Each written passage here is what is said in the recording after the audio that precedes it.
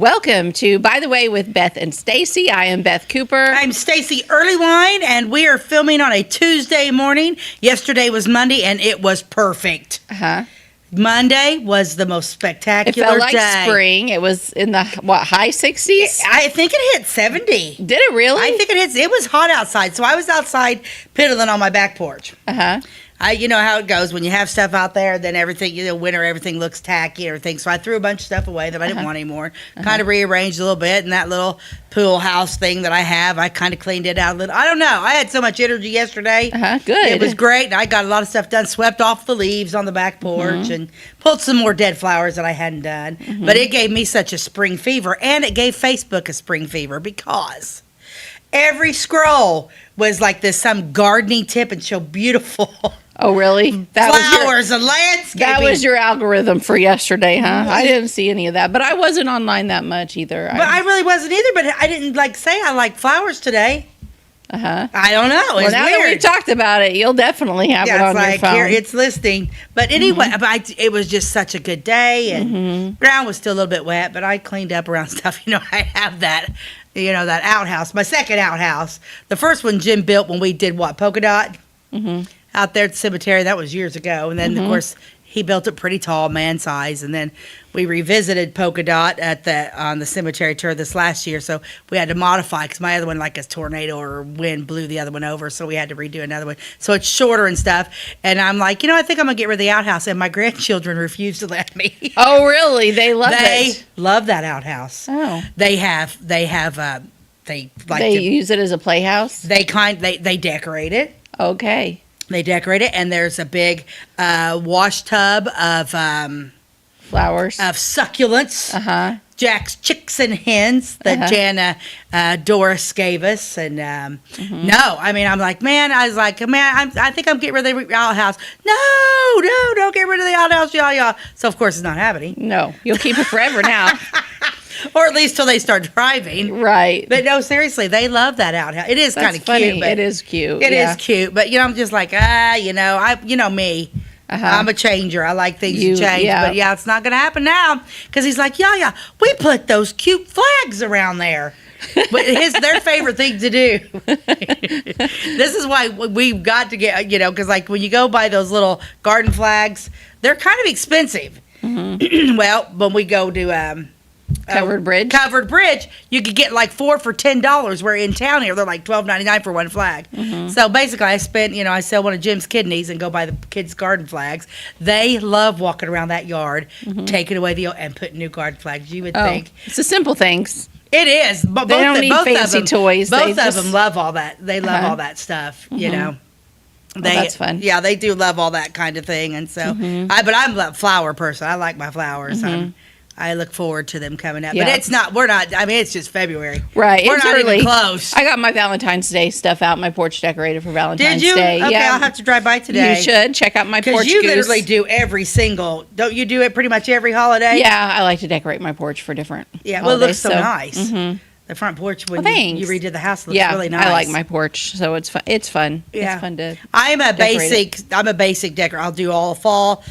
all of winter, Christmas and winter is kind of slashed together, and then once I hit it up for spring. But this year I usually do turquoises and blues and that. But I think I'm going to go with all sunflowers this year. I've got to stop going to Hobby Lobby and buying stuff because I do it for my mantles, and I don't have one mantle. I have two, so I buy double of everything. Yeah, I've got to stop doing that because I don't have room. I have a basement. Yeah, and it's ridiculous. Full. Sunflowers will be super cute, though. I never do sunflowers, but I'm going to. Well, I said last year I always do all my pots and colors of flowers in a theme. And I said last year I was going to do all yellow. But then when I went to buy the flowers, I couldn't do it because I fell in love with the pinks and the reds like I usually do. Whenever I kind of like to that, but when I go, I'm just a hodge. I just grab and dump. I just put them in there. But most of my stuff now is I've got all perennials coming back, and I've done. But somebody's always going to die. You're always gonna die, and so. I was gonna do that one time. I did that I did all red and white. Yeah, That was my really favorite. pretty. My favorite was the year I did all red and white. It was really pretty, but then I'm just like, man, I really like a little pop of pink.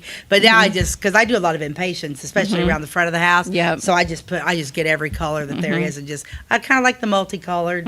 Yeah, it always looks nice. You know what? I wish there was a really pretty blue flower. I know.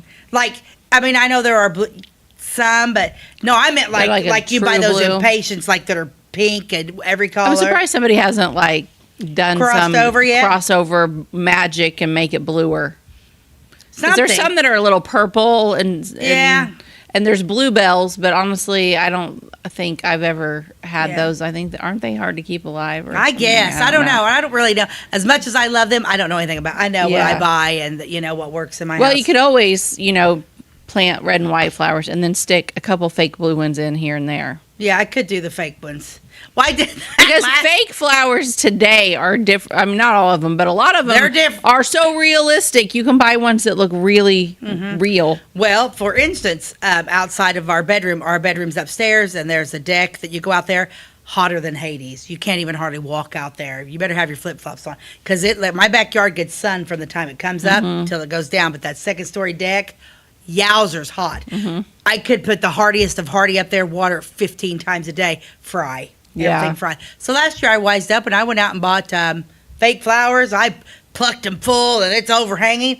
And I had a couple people, because I got to be looking for it. Of course, I have a couple people that we always like driving by your house because we never know what's going to be changed, what's going to be different, And somebody said, oh my gosh, where'd you get those flowers on your second story deck? I'm like, Walmart. What kind are they? Plastic. They're fake. Well, you know what works. Yeah. And from afar, they probably do look great. Up close, you might be able to tell. Yeah, when I would go out, but I stuffed them in there, and I had lots of different colors and greenery and stuff hanging down. They did look pretty good. But I'm sure they did. Yeah, so yesterday was a fun day, and kind of just piddling around. And I wanted to talk a little bit about Groundhog's Day. Oh, well, I have everything. I have the whole history on that. We could do part of the show on that if you wanted to. Yeah, I do want to talk about a little bit about Groundhog's Day because Puxatawny Phil. Yeah, I printed all that out in case you wanted to talk about that. Because I'm like, wasn't that just Sunday? Yes. Yeah, so let's talk a little about him, and then we'll come back and we'll talk a little about him. Then I'll go into a couple of my little stories. Do we want to show an ad real quick before I launch into Pux? Yeah, let's go ahead and show an ad, and then let's talk a little bit about this groundhog, because I don't know. I don't understand it. I got misinformation on the groundhog. It was overwhelming, all the stuff on there. Yeah, I got to talk about him, and then. Okay. Ty, let's show an ad real quick. Let's take a look at this one. This is from a 1918 McCall's magazine. Madame Petrova, a new Ladies' World contributor. You will get double enjoyment from seeing Petrova pictures if you read the story versions in the Ladies' World. The stories are published at the same time the pictures appear on the screen. Madame Petrova will also contribute to this magazine and a series of helpful articles on dramatic poise and expression. What's that say? 10 cents at all newsstands. Who is it? So it's the Ladies' World. Is she a writer? Is this Madame woman? Petrova. She's a writer. So that's a real person right there. Yes, she is a writer. And then they apparently put pictures that you could, if you read the magazine at the same time as looking at a screen somewhere. I don't know. Do you know who she looks like? Who? Do you remember Alexis Carrington from Dynasty? Yes. Doesn't she look just like that? What's that actress's name? Gloria Vanderbilt? No. No. She looks like her, too. Oh, what is her name? Ty, you've got to look up who played Alexis Carrington. And as soon as you say it, I'm going to be like, yeah, that's it. Yeah, she looks just like her. Wow. I love that. Yeah. I mean, that almost looks like it's got to be a fur coat. Yeah. And I think that's, an illustration of her. But she's very pretty. But no, she reminds me of... Yeah, she does. She looks like Alexis Carrington, a.k.a. what is that woman's name? It's going to drive me crazy because I loved her. But that woman doesn't look like she's approachable at all. No, she looks kind of snobbish and a little bit, I'm better than you. A little bit. But please read my articles in the Ladies' World. Yeah, I wonder what she had to say. And she's not just, Miss Petrova or Mrs. Petrova. She's Madame Petrova. Madame Petrova. Wonder if she was French. Joan Collins. Joan Collins is who it is. Yeah. Thanks for Googling, but yes, Joan Collins. Yep.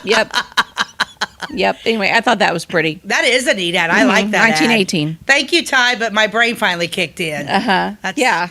It's so weird. Why? I don't know. Why is that? Why does that happen? It's I don't just know. stupid. I don't know. I think menopause is making my own turn. Okay, we're going to talk about the groundhog. Well, we're going to take a commercial break, and then we're going to talk a little bit else about this groundhog. Okay. I want to know about him a little bit more. Okay. We'll be right back. At your locally owned Napa Auto Parts stores in Flora and Louisville, you can count on experts to have the solutions to keep you running on the road or in the field.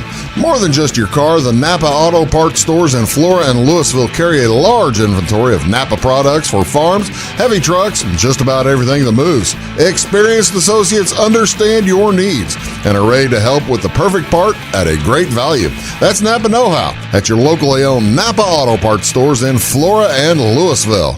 Briscoe Surplus Sales on the northeast edge of Flora is your one-stop do-it-all shop. Looking for rugged boots and footwear from great brands like Lacrosse, Rocky, and Carolina? They're there. How about top-notch small engine parts and service? Briscoe Surplus Sales has it. Whether you're wiring your switches or switching your wiring, Briscoe Surplus Sales has the solution and the know-how to help you get the job done right the first time. Briscoe Surplus Sales, your one-stop do-it-all shop.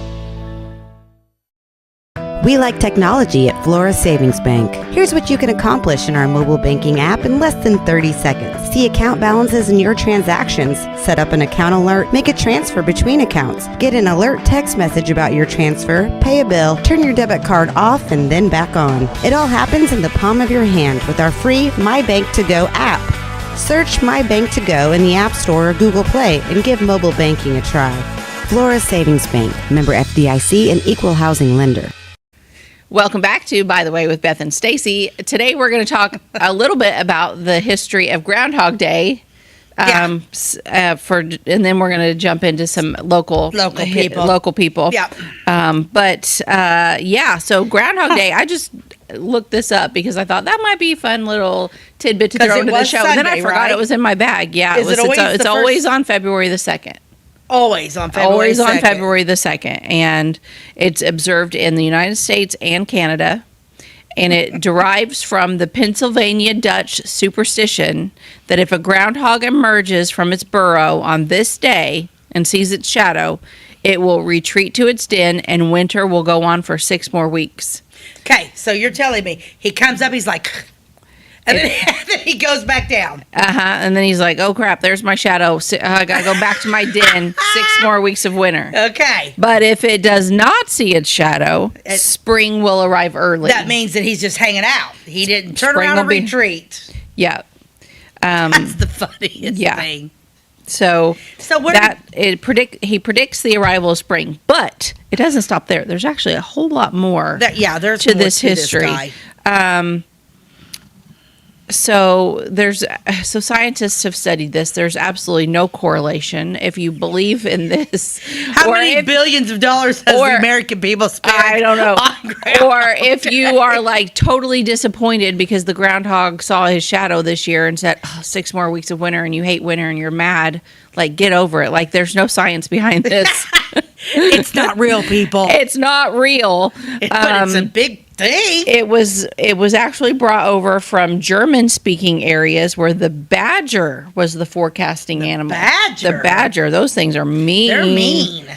And then they also had it in Hungary, the country Hungary. Really? And that was a bear. The same story, but it was a bear. Those are really honestly mean. It makes more sense to have a bear since they're high. But I guess these little groundhogs hibernate too, right? Yeah. Okay. Wish I was hibernating. Yeah. Right so let's see. The Germans had a tradition of marking Candlemas, which is what February 2nd is called, as Candlemas, as Badger Day, on which if a badger emerging from its den encountered a sunny day, thereby casting a shadow, it heralded 4 more weeks of winter.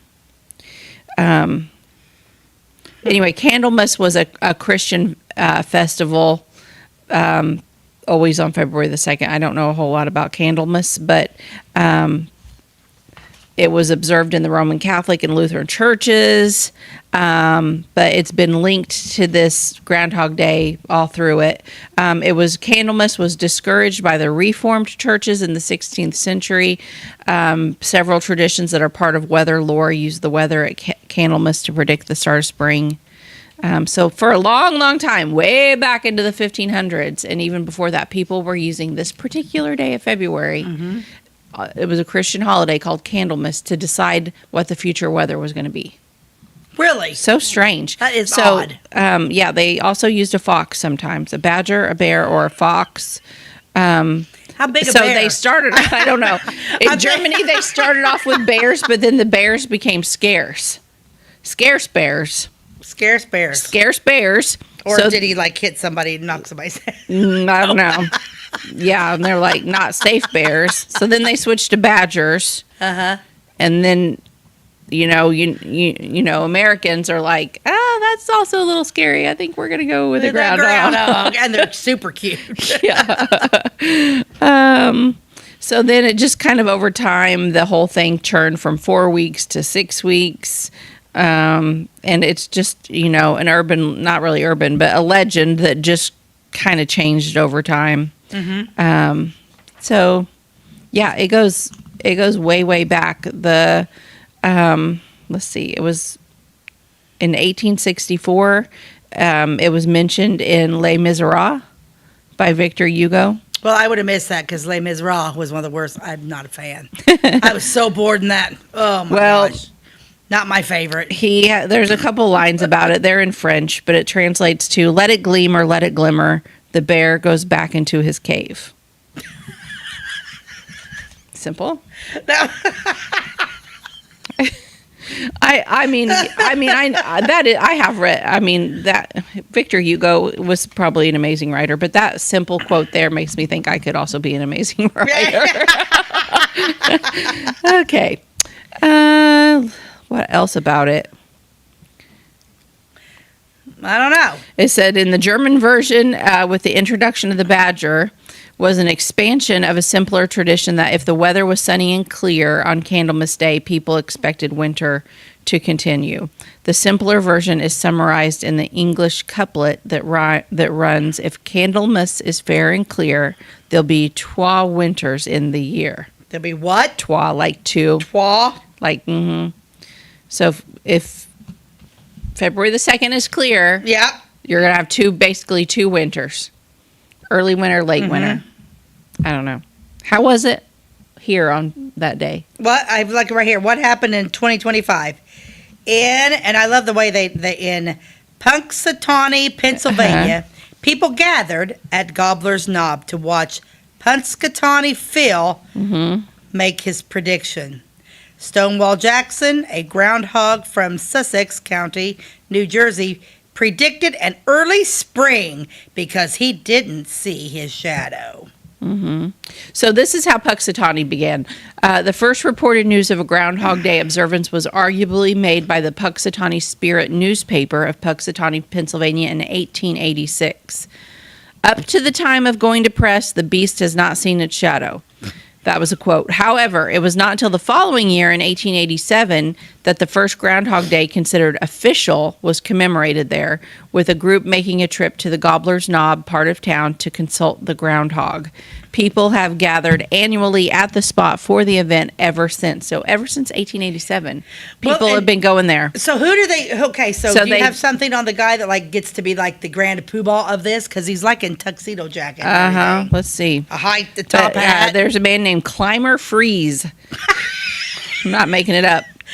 1867 to 1942, and he was the editor of the Punxsutawney Spirit newspaper, and he's credited as the father who conceived the idea of Groundhog Day. This is like the time where it changed from Candlemas to Groundhog Day. Groundhog Day. I'm glad I'm not from Punxsutawney. That's a hard word to say. The Groundhog Day celebrations of the 1880s were carried out by the Punxsutawney Elks Lodge. Ooh. The lodge members were the genesis of the Groundhog Club, formed later, which continued the Groundhog Day tradition. But the lodge started out being interested in the groundhog as a game animal for food. I think it would be super tough to eat a groundhog. They are incredibly hard to shoot. I've talked to some people that have, because they're pests, that have had to shoot some groundhogs because they're digging under houses and stuff, and they're very difficult to. They're pretty good size. They're thick. They're pretty good size beasts. Yeah. Okay. So let's figure out who the guy is. I guess he's a member of the Puxatawny Groundhog Club, which was formed in 1899. Yeah. And they continued the hunt and the Groundhog Feast, which no one talks about the feast as they're holding up Phil each year in tuxedos. Are they feasting later? We don't know. I don't know. That's weird. Well, why do they start dressing up? Does it say anything about why they start dressing up? Because that guy's all decked out. Yeah. It doesn't talk. It's probably just some sort of tradition. Yeah, I'd say it's part of the tradition by the club. It doesn't really say. And then you would think that, like, when the groundhog comes out and everybody's standing around, that'd be kind of scary for the groundhog, and he would always retreat. Yeah. Are they gunny? Groundhogs? Are they like... yeah, I don't know. I don't know. Or are they all far back and like, everybody be real quiet. Here he comes. Like, I don't know. I didn't realize how big they were. Yeah, they can be really fat. And also, like, you think, man, that might be fun to go there and, like, attend it. Yeah, like, no. I think it would be one of those events that's, like, a super letdown. Kind of like seeing the ball drop at New Year's in Times Square. Oh, yeah. Like, all those people lined up for 24 hours wearing diapers to see the ball drop. And then it's over in like 2 seconds, and you're like, okay. Can I tell you a story about my biggest letdown? Yeah, I'd love to hear it.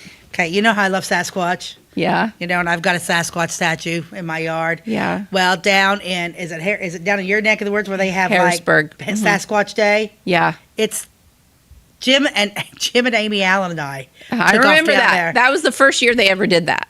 And I was like, it was their first event. But I was expecting it to be kind of like Comic-Con.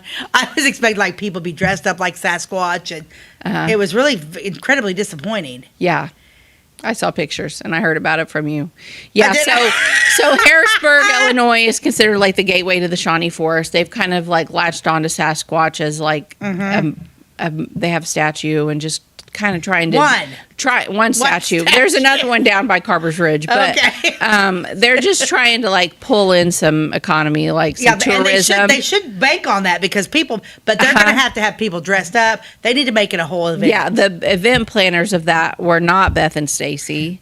They did not seem to make it that much fun. But I know that was several years ago, and I think they have, done a little more with that project ever since. Wasn't this just 2 years ago? Well, I don't know. It feels like it was just... All I know is that I have, like, a lot of Facebook friends that are from Harrisburg, and they're always talking, like, it's a great event. So, I don't know what's their definition of a great event, because they haven't been to Flora. Let's Day great again. Yeah, they need to. Or great one time. But because I was, like, pumped, man. I just knew it was just going to be... Because if they sold that right, they could have people from all over. Oh, yeah. Come to that, yeah. Oh, I'd have costumes.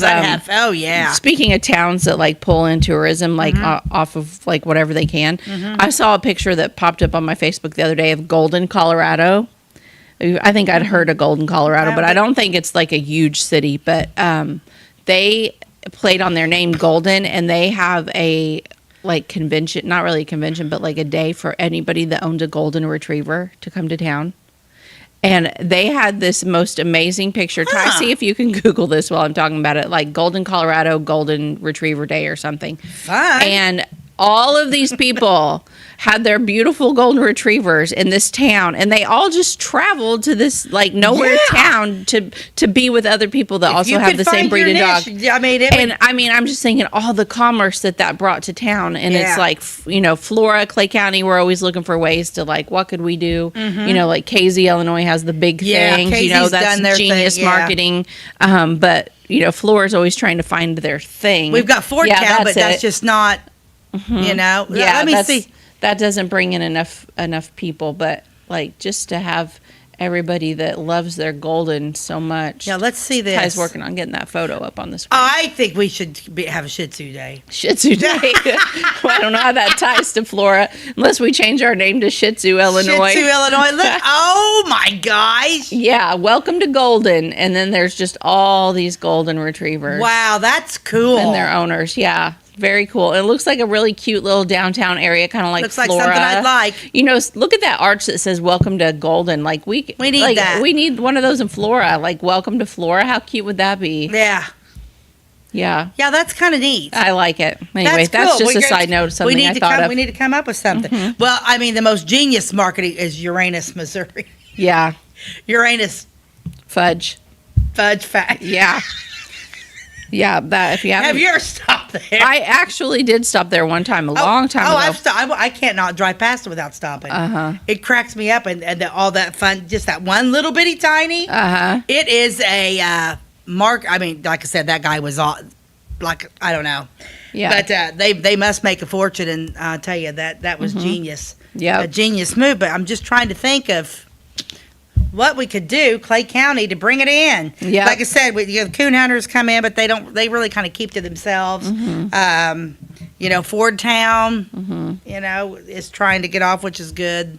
But man, we need to be like, when people say Flora, what do they think? Maybe we could do something with the Ford Town and like bring in Ford owners. Yeah. Ford Mustang owners. Like, you know how Effingham, they have the Corvette convention? Corvette place? Yeah. Maybe we could do Ford Mustangs. I don't know. Well, we'll be thinking about that during commercial breaks. We'll be right back. Which we're going to take right now. If you're looking for a loan for your brand new home, call Clay County State Bank. If you want to transfer money so your future will look sunny, call Clay County State Bank. We got checking and savings and bill pay too. An online banking, just ask our crew. For all your banking needs, we think you will agree. Clay County State Bank is the place you need to be. Clay County State Bank. At Clay City Banking Company, we're all on the same team, regardless of zip code. At home, work, school, or across the country, you can be part of our team with our cutting-edge mobile banking products. From your hand, you can check balances, transfer money, make deposits, and pay bills. Looking for a loan? We've got you covered with our mortgage, agriculture, commercial, and consumer loans. Join our team today. Clay City, Flora, Louisville, and Fairfield Banking Companies. We're the hometown banks, member FDIC, and equal housing lender. Tomorrow. Some fear the uncertainty it brings. Some trust the promise it holds. At Grinnell Mutual, we are always looking forward to tomorrow, growing and innovating. So even if the plans you have for the future aren't the same as the plans that the future holds for you, you can be ready. Because we'll be ready, like we have been for over 100 years. Trust in that. Trust in tomorrow. Talk to your mutual agent today. Your local agent is on the square. Louisville, Clay County, Farmers Mutual Insurance. Welcome back to By the Way with Beth and Stacey. I'm Beth Cooper. I'm Stacey Earlywine. I've got a couple of people, citizens from Flora, that we're going to talk about today. The first ones I'm going to talk about are Eva and Harlan Larkin. And I don't know, it was one of these, Bill Oliver wrote this article about them, and it's like, the title of it is Larkins Had First All-Soldier Wedding in Middle Georgia. Cool. So everyone in the wedding was a soldier. Yeah. Was a soldier. And there's one picture, I'm not going to show it yet, but there is one picture of these women, and, I'm just going to read the article. It's kind of a neat thing. I didn't realize she was so military. Mm-hmm. I thought more like she was like Pat Cooper, because but I don't think Pat was like, but she really was involved. Mm-hmm. So, pretty cool article. I read it, like I said. Bill Oliver, the late, great Bill Oliver, whom I love. And then I even found some pictures. I could not find his picture, her husband, Harlan. I found his picture on Find a Grave, but she didn't have a picture. Huh. I like it, but there's kind of like there's a couple of young pictures over here. This one, she looks a little sassy. Okay. When Eva Larkin of Flora decided to donate a new American flag and flagpole to fly at the base of the new water tower in Industrial Park. Boom, right there. Mm-hmm. Whenever you drive in there and that flagpole, see, did you know that she donated that? Yes, I did. I did not know she donated that, so that's good. See, everybody's learning stuff. I learned something. You didn't learn anything. I didn't learn anything yet. Keep going. I will. It was a gesture that was typical for a woman who has spent so many years serving her country and the American Legion and Legion Auxiliary. At a dedication of the new flag, Larkin said she did it so motorists driving into the community or passing nearby would see the flag and hopefully feel warm and safe inside. Aw, Isn't that nice? Mm-hmm. From my kitchen window, I can always see the flag that flies atop the tall Nutrien building, and it always makes me feel good inside. Born Eva Hadley on August 27th, 1915, she has a paid-up life membership in the American Legion and the American Legion Auxiliary. She has served in both organizations for 50 years. Wow. Can you imagine? At the time that this was written, she was still alive. She was still alive. Yes, this was written in, excuse me, August 16th of 2001. She was still alive when this article was written. But it's hard to believe that the Hometown Journal's been, I don't know. When Makes me sad. When was that done? It didn't end until 2011, probably, it was something like that. Yeah. La-da-da-da-da. These were the early days. These were the early days, These are the years I worked there. Because when did the Hometown Journal start? Do you remember? It was either 2000 or 2001. So this was right at the beginning. Phenomenal paper. I love going through them all. She was commander of the American Legion Auxiliary 24th District, with Pat Cooper of Flora serving as secretary. She also served as a member of the Women's Army Corps in World War II. And while most women prefer to wear a white bridal gown when they get married, Eva wore her official WAC uniform in Middle Georgia's first all-soldier wedding, which took place in the Post Chapel at Cochrane Field in 1943. Eva was a private in the WACS when she married Private Harlan F. Larkin of Fort Benning. The ceremony was performed by Chaplain Alfred V. Hess. So the WACs were female soldiers in the Army. Yeah. Let's show a picture of them coming out of there after they're married. I'll show you this picture. No, that one. Yep, let's show that one. Oh, it's sideways. It's sideways. See, I took it sideways like you told me to. I guess. Then you have to edit it. Then you have to edit it in your photos and flip it.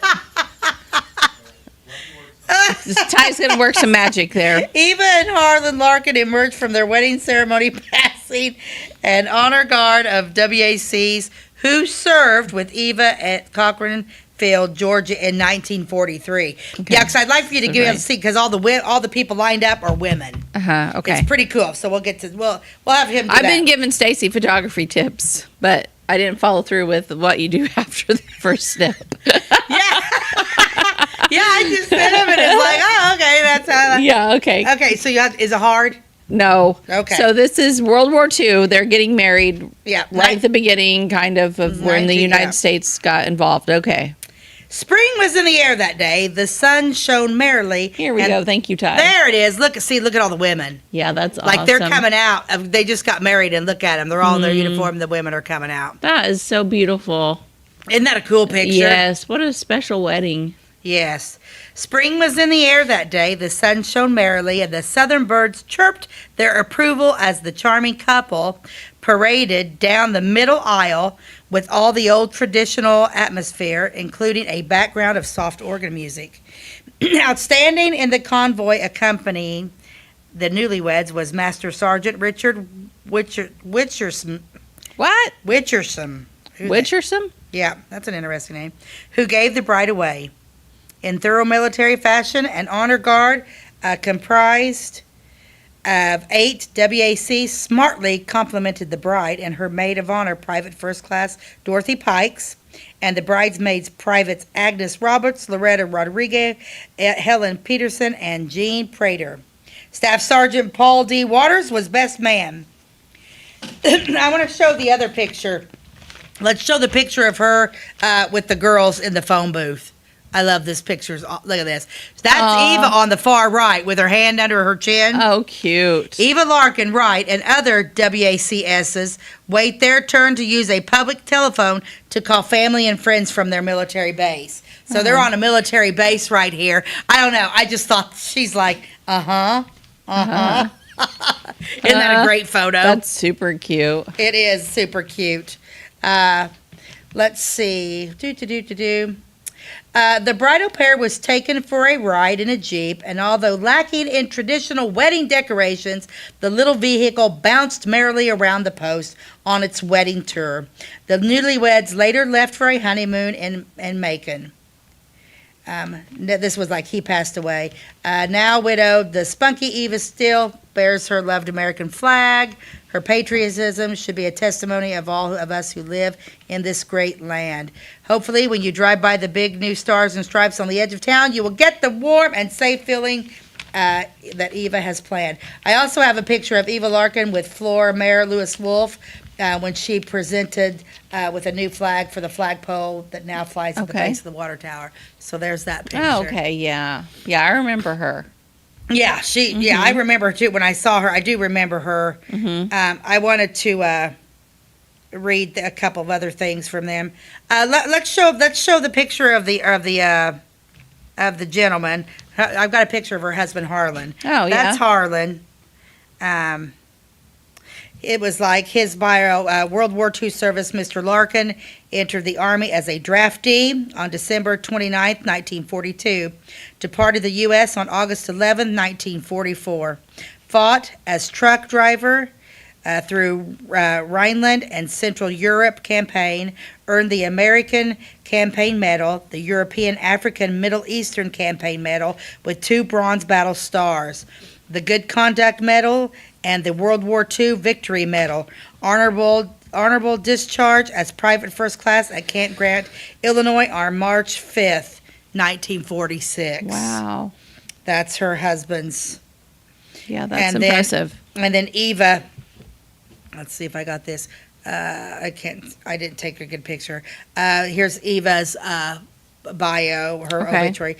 World War II service. Mrs. Larkin enlisted and joined the service as a member of the Women's Army Corps on September 1st, 1943. She was stationed at Cochran Field, Georgia, served as a cook with the 1325th Station Complement Unit, earned the American Theater Ribbon, the Women's American Auxiliary Corps Service Ribbon, the Good Conduct Medal, and the World War II Victory Medal. Was honorably discharged as a corporal on December 23rd, 1945. Corporal, good for her. Corporal, yeah, they were impressive. Yeah. Yeah, I thought those pictures were just so cute. Yeah, super cute. They were very, very cute. Yeah. But they would That's be awesome. You know, honestly, they're buried at Elmwood. They would be a good story. Oh, I know. I already made a note of that. Did you make a note of that? I did. Write that down, because then we don't have to do that, and I'll keep this. I've got this thing we can give to Jessica or whatever. But yeah, because that would be a fun. Yeah, that would be a good one, and even in the skit, you could even have it kind of like centered around their military wedding too. Not only what they did. Don't give everything away to our audience. I keep forgetting we're. See, my brain gets going and I can't stop thinking. And when I can't stop thinking, I just keep talking. But yeah, I love their story. I love that picture. That picture right there is I love so it. fun. Yeah. Yeah. But anyway, that's Eva and Harlan Larkin. And I'm not sure, what did it say when he passed in here?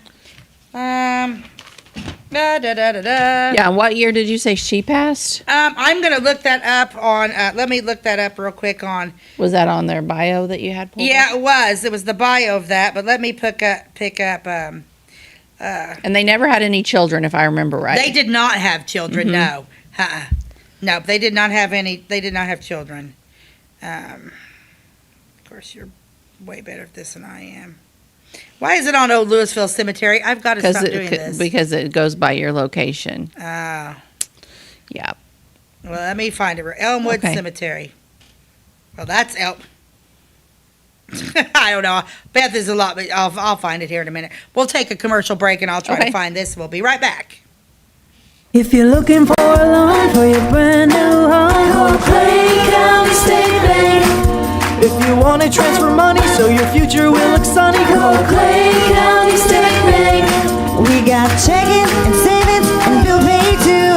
An online banking, just ask our crew. For all your banking needs, we think you will agree. Clay County State Bank is the place you need to be.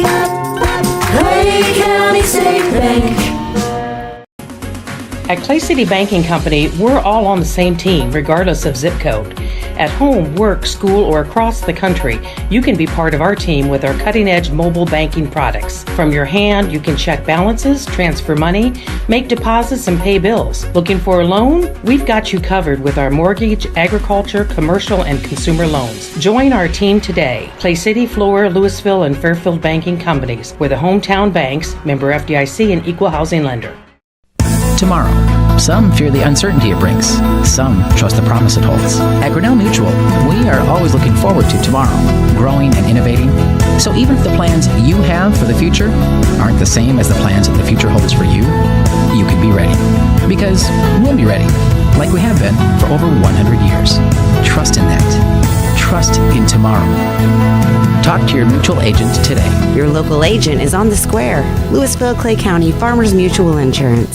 Welcome back to By the Way with Beth and Stacey. We were just discussing Eva Larkin, Yeah. former resident of Clay County, and her husband Harlan. She was 89 years old. She died October 19th, 2004. And he was 64, and he died in 1980. Yeah, that picture of her, there's not a picture of her on there, but boy, that picture, her mother sure is a looker. Yeah, her mother was beautiful. Her parents were Orrin Edward Hadley and Vina Bell West Hadley. Isn't she something? Yeah, I don't have. Wow. I don't know if I could zoom in. But yeah, on, no, they didn't have. She had lots of siblings, but no, they didn't have any children. Yeah, I can't get that picture. Yeah, I can. and I couldn't find. The next story I'm going to talk about is he was a writer, and it's kind of a neat story. This is a Rena Lentz Thomas write, and it's kind of a neat thing. So I'll read it in her words. But this one is about. And I'm not sure if I'm saying his name right. Elkanah, Elkanah, Elkanah Buskirk Gurrell. Elkanah.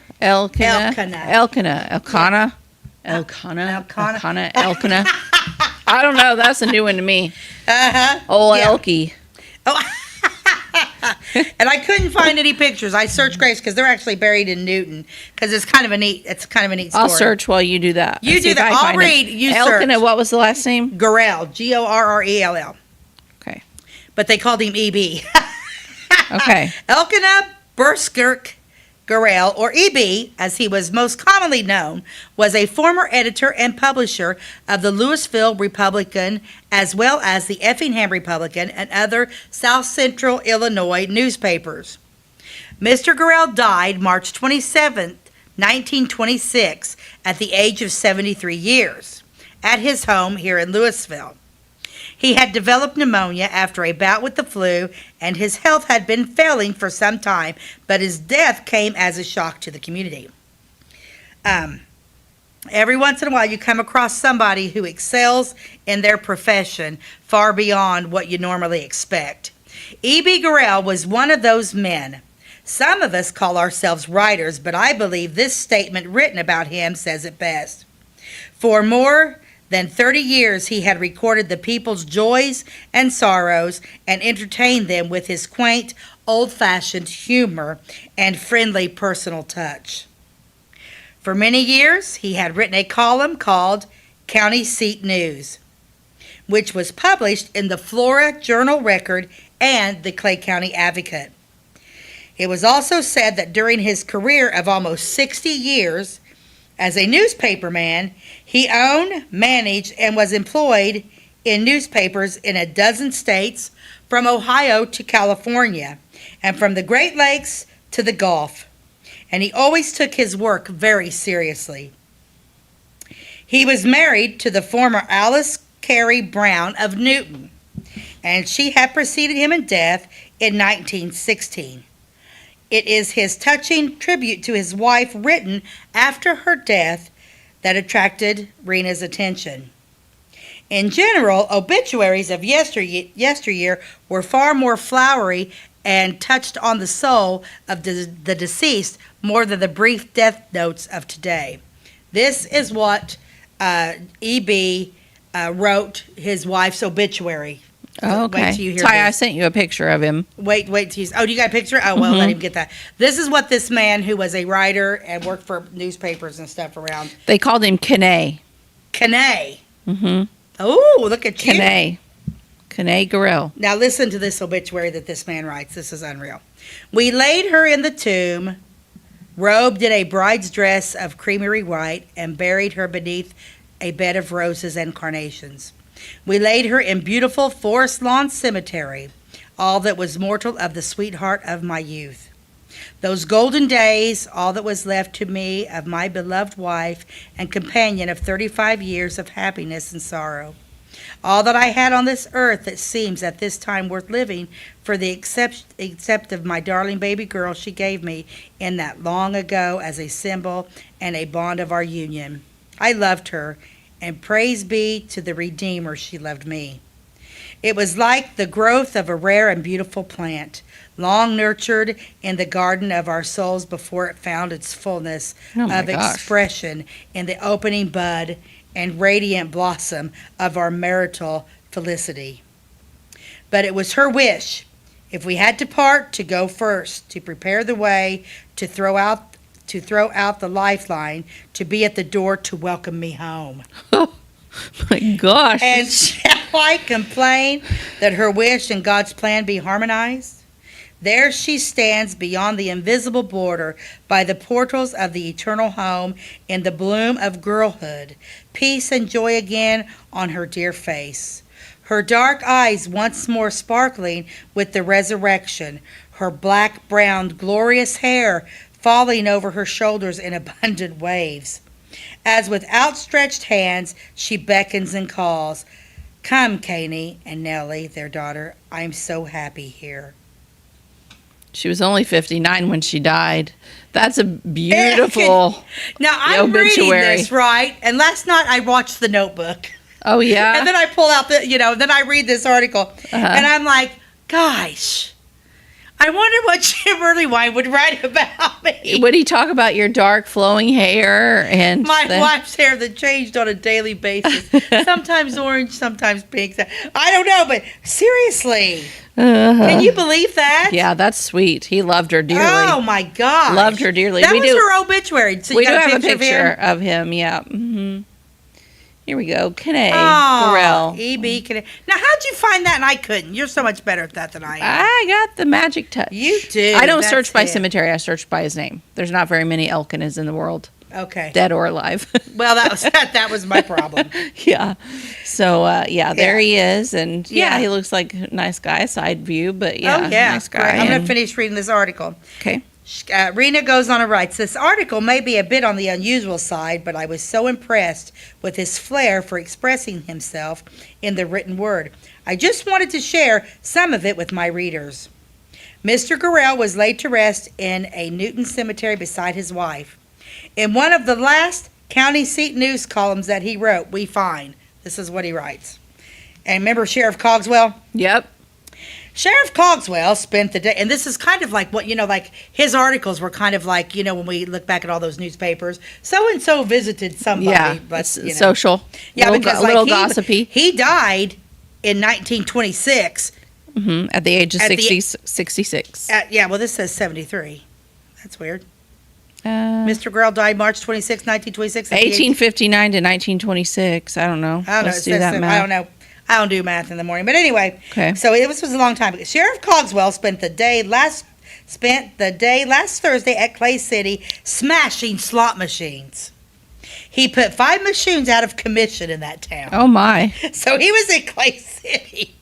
And if he died in 26, yeah, think about that for a minute. He's smashing slot machines in Clay City.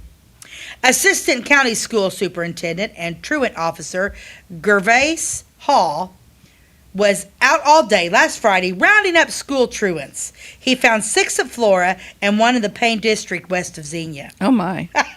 No, he was 66. Okay. William Everman and Harry Burton returned to their home on Friday evening from 4 days' service as grand jurymen in the federal court in Danville. Joe Sanders, former editor of the Clay City Advocate and now traveling salesman for the Myers Drug Company of St. Louis, Oh, wow. and Charlie Hunley of Clay City had business at the Capitol early last week. Ooh, wonder what they were up to. I don't know. S.J. Fitzgerald, residing in Hoosier Township, south of the old Hoosier Post Office, lost a good milch cow last Saturday. Oh, shoot. The animal died from what is commonly called the quivers. Oh, my. But farm advisor W.E. Hart, who investigated, is inclined to think it's nothing else than white snake poisoning. Yeah, so that goes back. remember Isn't that that one? the story about the Anna Bixby and the milk sickness? And so they The had it milk all over sickness. Sailor Springs and everything was dying. And the Native Americans told the Sailor Springs people, don't buy Sailor Springs. It's poison. That's right. The water's bad. The water's poison and it was milk snake. Yeah, it was a bad weed. It was a bad weed. Yep. The symptoms are the same, he says, and white snake root abounds all over Illinois.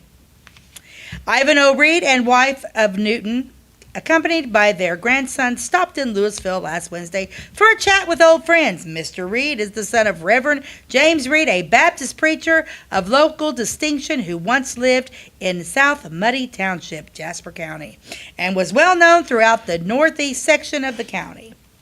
Over 50 years ago, a disastrous death-dealing cyclone, which wrought havoc and injury and loss over a wide path through Hoosier and North Pixley, destroyed Reverend Reed's home and my. seriously crippled 2 or 3 members of his family. Oh, my. Tornado? Yep, Went through Blair Township? 50 years ago, when I don't know when he wrote this stuff. Wow. Yeah. A man by the name of Pope and another man who had stopped by the Reed home that day were killed. Oh, my. It Ivan was a Reed- bad one. Isn't that sad? Ivan Reed, at that time 11 years old, moved with his family to Newton. His visit to Clay County last week was his second visit to this county in 40 years. Wow. She ends by saying, hats off to this splendid writer who gave the readers of Clay County many hours of enjoyment through his columns with his special talent of conveying local happenings in newspaper over 75 years ago. And he's kind of forgotten. Right. He was in everybody's homes like every week. Well, and everybody knew the editor, and now nobody's. No one's even heard of him. Yeah, I mean, it's another one. E.B. Think about Gorell that. or Cannon. E.B. Elkanah. Cannon. Elkanah. Yeah, That's correct. Elkanah. Yeah. Plus, he wrote all over, like the county seat, the Flora Journal. Yeah, and they said I wonder he why worked he's- in dozens of states from Ohio to California. And he's buried in Riverside Cemetery in Jasper County. Yeah. I'm not sure. I mean, he seems to have so many Clay County connections. Like, how did he end up back there? I don't know. I really don't know. Huh. Well, those are 2 very interesting people from Clay County. This is a little bit of his biography that I don't think you read this part, but Probably not. On Sunday morning, Louisville awoke to learn. Did you read that part? No. Louisville awoke to learn with saddened hearts that during the night, the pen that for more than 30 years had recorded their joys and sorrows and entertained them with its quaint, old-fashioned humor and friendly personal touch had written its last copy, and that the end of the last chapter had been written in the life of one of its most respected and exemplary characters. Oh. Talking about Elkanah. So that's Elkanah. kind of sad. Like, he wrote his last copy. Just That is sad. seems so final. It does seem so. Death kind of does that. Death does seem final, doesn't it? Death is a little fucked But up. I mean, yes, but you don't have to put it like that. He wrote his last. He wrote copy. his last. No. His last chapter has been written. What was that one story we did? And it was like, Back in the day, the obituaries were terrible. death came to them. The with their Grim Reaper. This Grim- is what they would say. The Grim Reaper came last night for Stacy. And I mean, talk about a dramatic opening statement Do you to an remember that? We obituary. did that Yeah, one, we did didn't a we? show on that. Go back. It was an early show. If you want to watch them, they're all on YouTube. But Maybe we should do that on the cemetery tour. The Grim yeah, Reaper. the Grim Reaper The Grim came Reaper from. came at 11:02 last night. Yeah, I don't know, kind no of crazy. thanks. Okay, here we go. We're gonna end the show with something crazy, silly, kind of dumb from And Jack once Handy. again, I don't read them before I write them because I want to be as surprised as everybody else. Okay, here we go. The big, huge meteor headed toward the Earth. Could nothing stop it? Maybe Bob could. He was suddenly on top of the meteor. Through some kind of space warp or something. Go, Bob, go! Yelled one of the generals. Give me that! said the big guy general as he took the microphone away. Listen, Bob, he said, you've got to steer that meteor away from Earth. Yes, but how? Thought Bob. Then he got an idea. Right next to him, there was a steering wheel sticking out of the meteor. Oh my gosh. So silly. Jack Handy, I'll tell you what. Fantastic stuff. Makes us laugh, makes us roll our eyes and groan for sure. How? Oh, there's a steering wheel. Okay. All I right. love Jack Handy. He's the greatest. That's it, Missy. We're done. That's it. So anyway, thank you so much for joining us. As always, you can find us on Wabash Catch TV. We're on at 11 and 3 p.m. Monday through Friday, and we're on YouTube too. You can find us there. So thanks a lot, and we'll see you next time. God bless you, and have a great day.